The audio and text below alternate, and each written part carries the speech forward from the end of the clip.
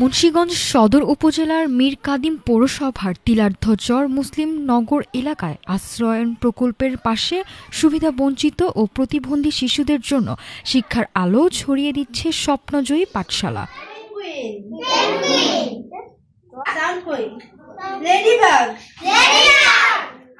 সমাজে পিছিয়ে পড়া শিশুদের মূলধারা শিক্ষায় ফিরিয়ে আনতে নিরলসভাবে কাজ করে যাচ্ছে এই ব্যতিক্রমী উদ্যোগ। জানা যায়, স্বপ্নজয় বাংলাদেশ ফাউন্ডেশনের তত্ত্বাবধানে একটি ছোট ঘর ভাড়া নিয়ে ২০২৪ সালের ১১ অক্টোবর থেকে পাঠশালাটির কার্যক্রম শুরু করা হয়। বর্তমানে ৫ জন শিক্ষক শিক্ষিকা স্বেচ্ছাশ্রমে ৪৫ জনেরও বেশি শিক্ষার্থী এখানে নিয়মিত পাঠ গ্রহণ করছে। তবে স্থান সংকুলানের কারণে আগ্রহী অনেক শিক্ষার্থীকে ভর্তি নেওয়া সম্ভব হচ্ছে না।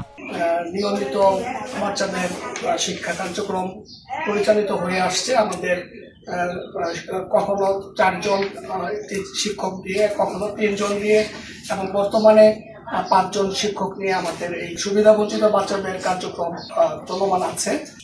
এখানে আমাদের বিশেষ করে মুন্সিগঞ্জে অনেক ধনী ব্যবসায়িক আছেন, তারা যদি আমাদের এদিকে একটু সুদৃষ্টি দেন তাহলে হয়তো আমাদের এই ৪৮ জন বাচ্চার জন্য একটু আরো সহায়ক হয়। আর আমাদের এখানে প্রতিনিয়ত বাচ্চাদের ভর্তির জন্য অনেক সুপারিশ আছে, রিকোয়েস্ট আছে। ভালো পরিবেশের অভাবে, ঘরের অভাবে আমরা বাচ্চাদের ভর্তি নিতে পারতেছি না, এবং শিক্ষা কার্যক্রম খুব সুন্দরভাবে যে চলছে সেখানেও আমরা ভাবে পরিচালনা করতে পারছি না। প্রতিদিন দুপুর ২টা থেকে বিকেল ৪টা পর্যন্ত পাঠদান কার্যক্রম পরিচালিত হয়। এখানে শিশুদের শুধু প্রাতিষ্ঠানিক শিক্ষা নয়, নৈতিকতা, শৃঙ্খলা ও সামাজিক মূল্যবোধ সম্পর্কেও শিক্ষা দেওয়া হচ্ছে। স্থানীয়দের মতে, দারিদ্র্য ও পারিবারিক নানা সমস্যার কারণে অনেক শিশু বিদ্যালয়ে যেতে পারে না। তাদের জন্য স্বপ্নজয়ী পাঠশালা এক টুকরো আশার আলো হয়ে উঠেছে। ছোট পরিসরের এই উদ্যোগ ভবিষ্যতে আরো বড় আকারে বিস্তৃত হবে বলে আশা প্রকাশ করছেন এলাকাবাসী।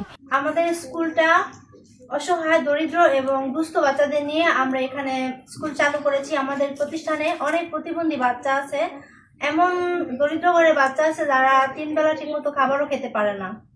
তো সেই ধরনের বাচ্চা নিয়ে আমরা এখানে কাজ করছি। আমি প্রশাসনের দৃষ্টি আকর্ষণ করব, প্রশাসন যেন তার জায়গা থেকে আমাদের স্কুলের পাশে দাঁড়ায়। যেহেতু আমাদের স্কুলটা ক্ষুদ্র পরিসরে চালু হয়েছে, এখানে অল্প জায়গা, আমাদের অনেক বাচ্চারা ভর্তি হতে চাচ্ছে, আমরা তাদের ভর্তি নিতে পারছি না। যদি প্রশাসন আমাদের পাশে দাঁড়ায় এবং একটা স্কুলের জন্য জায়গার বরাদ্দ করে দেন, তাহলে এই বাচ্চাদের নিয়ে আমরা স্কুলটা আর অনেক দূর এগিয়ে নিয়ে যেতে পারি। বুধবার বিকেলে সরজমিনে গিয়ে কথা হয় শিক্ষিকা সাদিয়া আক্তারের সাথে। তিনি বলেন, একটি মাত্র কক্ষে প্রায় ২ বছর ধরে পাঠদান চলছে।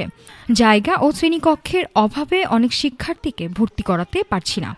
সরকারি সহায়তা পেলে তারা আরও বেশি সুবিধা বঞ্চিত ও প্রতিবন্ধী শিশুকে শিক্ষার আওতায় আনতে পারবে। যারা শিক্ষা বঞ্চিত মানুষ তাদের জন্য, যারা নিরীহ গরিব তাদের জন্য যে বিনামূল্যে লেখাপড়া করা, বই দেওয়া, এটা খুব ভালো উদ্যোগ। এই উদ্যোগে সমাজে যারা বিত্তশীল আছে তারা যদি এগিয়ে আসে তাহলে সহযোগিতা হয় অনেক। এবং এর পাশাপাশি যদি সরকার থেকে কোনো সহযোগিতা করে, একটা স্কুল দরকার, তারপরে মাস্টার দরকার। এখন তো বিনা বেতনে বা যার যায় নিজের উদ্যোগে ইচ্ছা পড়াইতেছে। যদি সরকার থেকে সহযোগিতাটা করে যে এই বঞ্চিত মানুষ, যারা শিক্ষা বঞ্চিত মানুষ, তাদের জন্য একটা স্কুল করে দেয়, একটা জায়গা করে স্কুল করে দেয়, তাহলে এই বাচ্চারা লেখাপড়া করে মানুষ হতে পারে। এরাই একদিন বড় হবে, এরাই দেশের জন্য সম্পদ হবে, এরাই দেশের একটা বড় কোনো পদে গিয়ে দাঁড়াবে। আমি সরকারের কাছ থেকে অনুরোধ করব বা আশা করব যে সরকার যেন এদিকে একটু দৃষ্টি দেয়, যেন এই একটা পাঠাগার হয়। পাঠাগার হইলে এখানকার মানুষ, বঞ্চিত যে মানুষগুলো আছে, তারা লেখাপড়া করে মানুষ হতে পারে। পাঠশালার পরিচালক শাহ মোস্তফা কামাল বলেন, আমাদের লক্ষ্য কোনো শিশুই যেন শিক্ষার অধিকার থেকে বঞ্চিত না হয়। সমাজের বিত্তবান ও সচেতন মানুষের সহযোগিতা পেলে এই কার্যক্রম আরও বিস্তৃত করা সম্ভব। এলাকাবাসীর প্রত্যাশা, সরকার ও সমাজের বিত্তবান ব্যক্তিরা এগিয়ে এলে স্বপ্নজয়ী পাঠশালা নিজস্ব জমি ও স্থায়ী ভবনে রূপ পাবে। এতে মীর কাদিমের আশ্রয়ণ প্রকল্পের পরিবারসহ তিলার্ধচর, মুসলিমনগর ও আশেপাশের সুবিধা বঞ্চিত শিশুদের জন্য শিক্ষার নতুন দিগন্ত উন্মোচিত হবে। সময় এটা দিকে সতর্ক থাকবা যেন আমার শরীরে কেউ নাফিস সামিয়া, ঢাকা টুডে। এবং যদি সেটা হয় আমরা কোনোভাবেই সেটাকে অ্যালাউ করব না। আমার নিজের সাথে হতে দেব না, আমার সামনে যদি কেউ থাকে তাহলে এটা হতে দিব না। যদি হতে দেখি সেটা প্রতিবাদ করব।